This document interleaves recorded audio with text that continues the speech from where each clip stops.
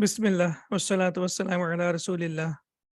Rabbi shrah li sadri wa yassir li amri wa hlul uqdatan min lisani yafqahu qawli. Rabbi yassir wa la tu'assir wa tammim bil khair. We have already learned 4 prepositions: fi, min, ila, and ala. So 4 of them we have learned, starting from lesson number 3 and then continued. And now, inshallah, we are going to learn about the preposition, which is li. And it is used to give the meaning of belongs to or for. So this is the fifth preposition that we are going to learn, which is li. Now we can see over here, we have a sentence, liman hadhihi. Who is this for? And we know that hadhihi is ismul ishara, that is used for the feminine. And man is used to ask a question. And when we use li with that, liman, that means it becomes a prepositional phrase, which is al-jar wal-majroor. So the translation will be, who is this for, or who does it belong to? So it can be translated in either way, who is this for, or who does it belong to? And we have the next sentence, hadhihi li Khalidin. This is for Khalid, or it belongs to Khalid. So again, here we have the preposition li, and then after that we have Khalid, and we can see that it is majroor. And why it is majroor? Because of the preposition li. This is Khalid's, or it belongs to Khalid. Now something very important over here, very, very important that we need to know, that a prepositional phrase, al-jar wal-majroor, can never be a subject. It can never be a subject. It cannot be mubtadaun. It will always be a predicate, khabarun, even if it comes in the beginning of the sentence. Now, here we can see that liman is in the beginning of the sentence. It is basically in the place of subject or mubtadaun. And hadhihi is in the place of khabarun or predicate. And we will see, and we have seen already, that the place of subject and predicate keeps on changing. And there are certain reasons behind that. Inshallah, we will, when we proceed further, we will come to know about the reasons. But one of the things that we need to know as of now, and very, very important, that al-jar wal-majroor, a prepositional phrase, can never ever be subject or mubtadaun. It will always be predicate. It will always be a khabar. So this point is very, very important. Please note it down, and inshallah, we will repeat it many times, and because it's very, very important information. And inshallah, whenever it comes across, we have to focus on this as well. Hadhihi sa'atu aliyin. So we can see that hadhihi is the subject, and sa'atu aliyin is the predicate. This is the watch of Ali. Hiya jamilatun jiddan.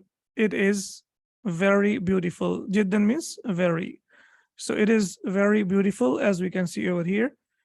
This is a beautiful watch. And hadhihi sa'atun aliyin. This is the watch of Ali. Hadhihi mil'aqatun. This is a spoon. Wa hadhihi qidrun. And this is a cooking pot. Okay, now we have seen so far that a noun that has like the counterpart, female counterpart, the real gender is feminine, the categories are feminine. We have learned that a noun that ends with ta marbuta is feminine.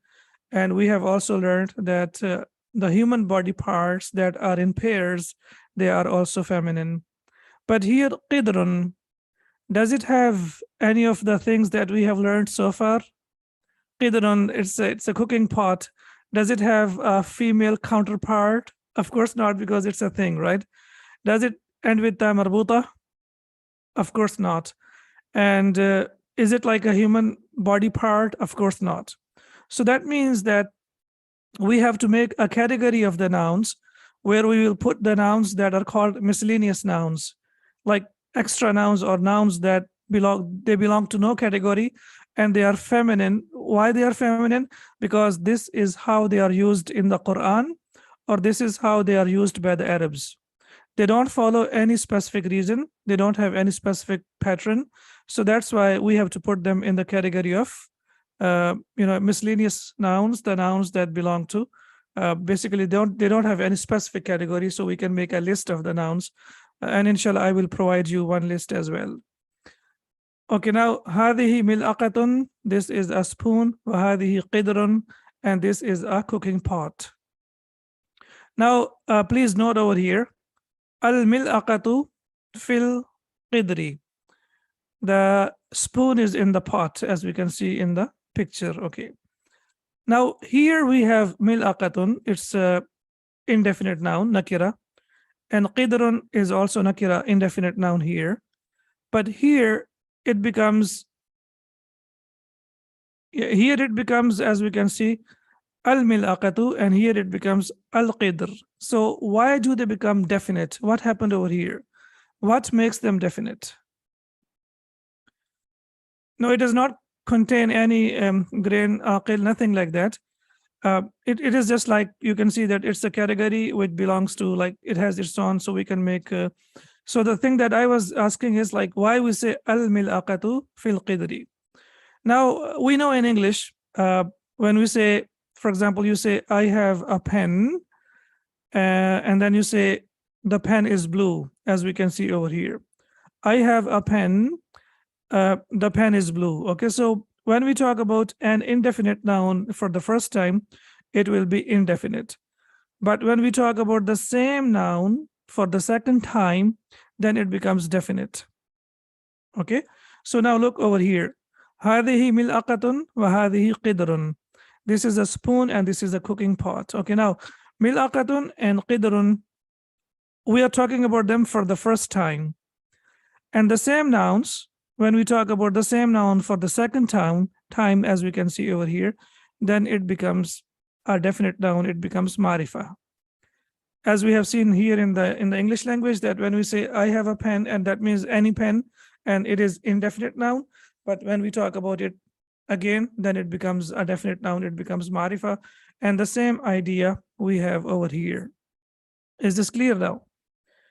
Okay, now let's see example from the Quran. أعوذ بالله من الشيطان الرجيم. الله نور السماوات والأرض. مثل نوره كمشكاة فيها مصباح. Now we can see over here, we have misbah. And what is this? It is indefinite. Why do we say it is indefinite? Because it does not have al, and it's not the name of a specific person, place, or thing. Al-misbahu fihi zujaja. Now here, it is used as marifa, definite noun. What happened over here? When it is mentioned for the first time, it is indefinite, it is nakira. But when it is mentioned again for the second time, it becomes marifa, it becomes definite. And then again, zujaja. Now we can see over here that zujaja is indefinite. But when it is mentioned again in the Quran, az-zujajatu ka'annaha kawkabun durriyun yuqad, and then the verse of the Quran continues. So now we can see over here that zujajatun here, or fi zujajatin, is majroor, it is indefinite. But when it is mentioned in the Quran again, it becomes definite. So the same idea that we discussed over here, the same idea that we discussed in English, and the same idea that you can see from the verse of the Quran. Now, inshallah, if you read it again, it's just like lesson number 6, and I'm sure that you are able to understand 95% of the verse of the Quran. Apart from the meaning, maybe you don't know the meaning of all of them, but now you can see over here that Allahu Ismul Jalala is subject. First of all, it's a nominal sentence. Why is it a nominal sentence? Because it starts with a noun, right? And then Allahu is subject. And then we have predicate Nurus Samawati wal Ard. Okay. Nurus Samawati wal Ard. What kind of construction is this? It is, as you can see, that the noun is light. It does not have al, it does not have tanween. And the noun that follows it is majroor, as we can see over here. So that means it is mudaf ilayh construction. Excellent. So you're able to figure it out. Now the second part of the verse again, mathala nurihi. Again, mathalu nurihi. Again, we can see that mathalu doesn't have tanween. It doesn't have al. So that means it is mudaf. And how it is confirmed? When the noun that follows it is majroor. So that means it is again mudaf ilayh. Yeah, so it is again mathalu nurihi kamishkatin. Here we can see that it is feminine because it ends with ta marbuta, and also we can see it is majroor. And why it is majroor? Because it can be, a noun can be majroor for two reasons. Number one, when it is mudaf ilayh, and number two, when there is a preposition before it. So ka is a preposition, it means like. Like فَجَعَلَهُمْ كَأَصْفٍ مَأْكُولٍ, we have learned in the Quran as well. So fiha, fiha, it is jar majroor, and misbahun, we know it's a common, it's an indefinite noun. Then al misbahu fi zujajatin, again we can see that al misbahu is subject, and fi zujajatin, fi is harf jar, and zujajatin is majroor. So this is a combination of jar majroor, as we can see over here. And similarly, we have az-zujajatu is the subject, and ka'annaha. Ka'annaha we haven't learned so far, but next we can see kawkabun and durriyun. Both of them are indefinite nouns. Yeah, here zujajatin is majroor because there is a harf jar before it. There is a preposition before it. So now, alhamdulillah, now you can see over here. Yeah, now you can see over here that you are able to understand the whole verse of the Quran, and this is only lesson number 6. And that's what, inshallah, we are targeting for. But the only thing that you need to focus on is try to memorize the vocab, the meanings as well. Fiha is jar majroor, of course. Whenever you have a preposition, it will be always the combination of jar majroor. So this is preposition, and this is the noun that follows it. So it will be a prepositional phrase, as we can see over here. It will always be jar majroor. هذه بقرة الفلاح. This is the cow of the farmer. Okay, I have a question. Why do I say the cow? Why is it translated as the cow? Why not a cow? هذه بقرة الفلاح. The farmer, yeah, because it is the farmer, and we know that whenever we put an indefinite noun with a definite noun, it also becomes definite. Excellent. Yeah. So this is the cow of the farmer. هذا أنف. So we can see that this is a simple nominal sentence. This is a nose. Wa means and. هذا فم, and this is a mouth. Okay. So this is a nose and this is a mouth. It's not necessary to translate it as a nose and a mouth. We can also translate it as this is nose and this is mouth, but we want to make things clearer. So that's why we translate it as this is a nose and this is a mouth. Now the next thing that is coming over here, here it says هذه أذن. Now why do we have هذه over here? Here we have هذا and here we have هذا. But here we have هذه. Why is that? Do you remember the reason? It's feminine because it's because udhunun is the body part that is in pairs. Yeah, it's in pairs. Excellent. So that's why هذه udhunun. Excellent. And similarly, we have wow, that means and. هذه عين, and this is an eye. Again, we can see that عين is also in pairs. So that's why it is feminine. Excellent. So this is an ear and this is an eye. Excellent. وهذه يد وهذه رجل. Again, yadun is feminine. Why it is feminine? Because we have two hands, and similarly we have هذه رجل. We have two legs, as we can see over here. So that's why these are in pair. So that's why they are also feminine. So that's why we say that this is a hand and this is a leg. Again, this is in pairs. Perfect. Now, body parts that are in pairs, we have learned like 4 or 5 of them. So inshallah, I will provide you with the list of the body parts that have been used in the Quran, and they are in pairs, so that when we are reciting the Quran, we can relate it to our learning. So these are basically the body parts that are in pairs, and these are the ones that have been used in the Quran. Shafatun, lip, udhunun, ear, yadun, hand. And we know that the dual, if you focus on the dual, shafatun will be shafatan, udhunun will be udhunan, yadun will be yadan. Now you should also try to make dual as well, so that we get used to dual and then also to the plural. Qadamun will be qadaman, a foot and then 2 feet. rijlun and rijlan, leg and two legs, and then we have ainun, and then we have eye, and we have ainan, that means two eyes. As Allah subhanahu wa ta'ala says in the Quran, alam naj'al lahu ainain wa lisanan wa shafatain. So you see in the Quran, subhanallah, alam naj'al lahu ainain. So ainain means two eyes. Wa lisan is one, the tongue, and shafatain is two lips. So now we can see over here, if you focus on the examples of the Quran, inshallah, it will be easier for us to understand. Saqun, shin, khaddun, cheek, mirfaqun, elbow, ka'bun, ankle, aqibun, heel, and mankibun, shoulder. So please now try to memorize them, and these are the ones that have been used in the Quran, and they are in pairs. So whenever they are used in the Quran, they are used as feminine because they are in pairs. Also, as we discussed about qidrun, as we know that qidrun is a cooking pot and it is feminine, so it is singular, and this is feminine. And similarly, the plural is qudurun, and it is used in the Quran. Qudurun fi surati Saba'in is used over there. So cooking pots, as we can see over here. So whether it is used as singular or plural, it will be feminine. And this is what category we are talking about. Miscellaneous nouns used as feminine in the Quran. So these are the nouns that they don't belong to any category. Like we have discussed 3 categories so far.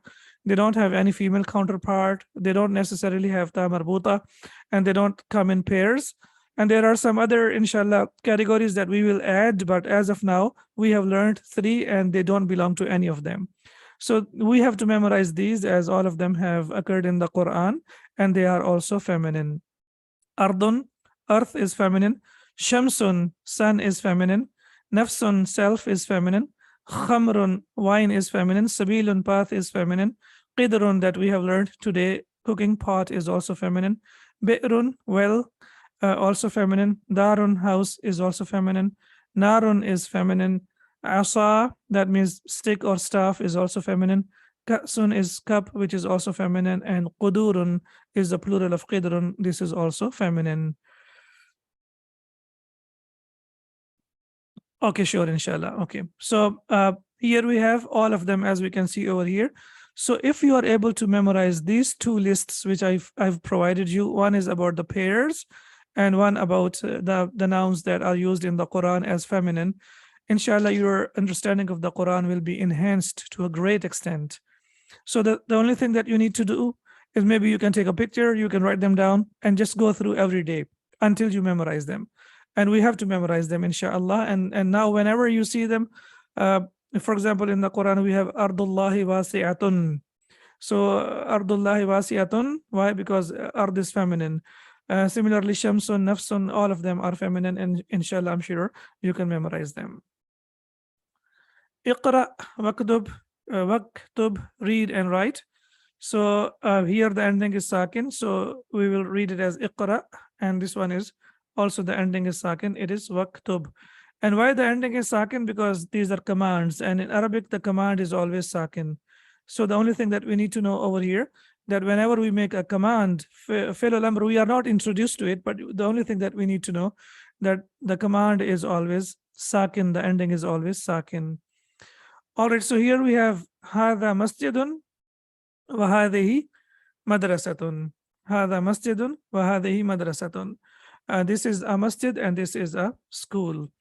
I have a question. Why do I say hadha masjidun? Can I say hadha masjidan or hadha masjidin? Is it possible to say that? No. Okay. Why not? By default. You are close. Yeah. Okay. The first noun is marfu by default, but that's not the reason. The reason is it is a nominal sentence, and the nominal sentence consists of 2 parts. Very good. Subject and predicate, and subject and predicate are always marfu'. They are always marfu'. Okay. Now we can see that hadha is a fixed noun. It does not have any ending. So hadha we can't see, but masjidun, we can see the ending, that it should take tanween. And why it should take tanween? Because it is predicate. Please remember the real reason. It's not that every noun is marfu by default. Yes, But here it's not, it's marfu not by default, but because it is subject and predicate. And similarly, هذه is marfu, and madrasatun is marfu because هذه is subject and madrasatun is predicate. Man هذه, who is this? هذه. And what will be the ending of ukht and Abbas?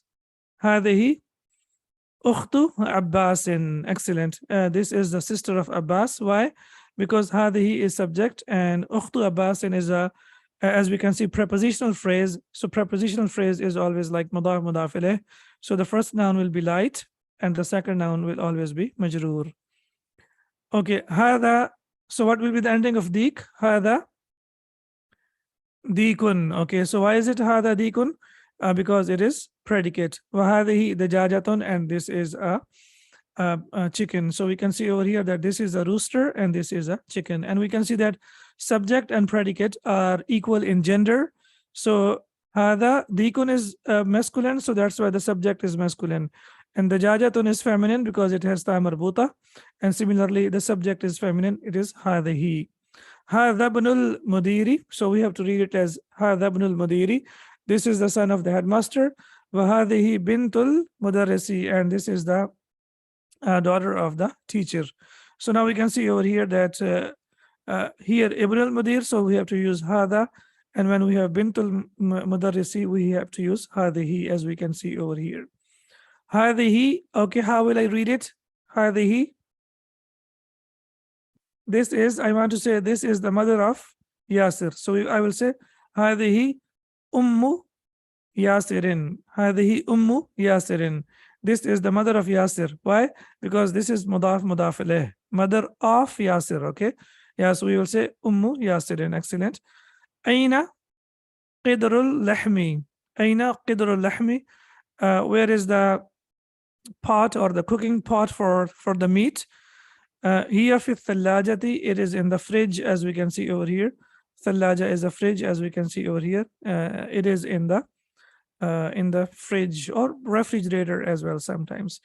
Hadha babun, this is a door. Wahadihi nafidatun, and this is a window. So now we can see over here babun is masculine, that's why we have hadha, and nafidatun is feminine, that's why we have hadihi over here. Ma hadha. Okay, now you have to tell me. What is this? Okay, tamarinu exercises. I want to ask a quick question. Why do we have tamarinu? Why it is tamarinu? Why not tamarinun? Quickly.